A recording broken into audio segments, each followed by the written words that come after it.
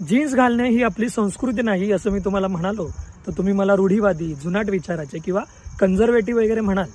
पण जीन्सचा इतिहास पाहिला तर जिनोवा शहरात झालेलं हे कापड खरं तर तेथील खाण कामगार, गायी सांभाळणारे किंवा रेल्वेवर काम करणाऱ्या कामगारांसाठी बनवलं होतं. त्यांनी काम करताना घाण लागू नये म्हणून त्याचा रंग निळा ठेवला होता.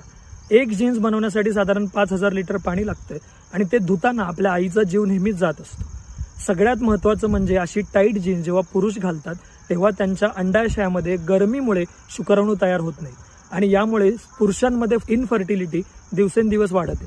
अशी जीन्स जेव्हा स्त्रिया घालतात तेव्हा त्यांच्या रक्तवाहिन्या गोठल्या जातात, वजायनल इन्फेक्शन होतं आणि जॉईंट पेन देखील होतं. मुळात जेव्हा शिकलेली पिढी अशी जीन्स घालते तेव्हा त्यांची कीव करावी वाटते. भारतासारख्या देशात जिथे 12 तास मोठ्या प्रमाणात सूर्यप्रकाश असतो तिथे खरं तर आपण मऊ किंवा सुती कपडे घालावे असं विज्ञान सांगतं.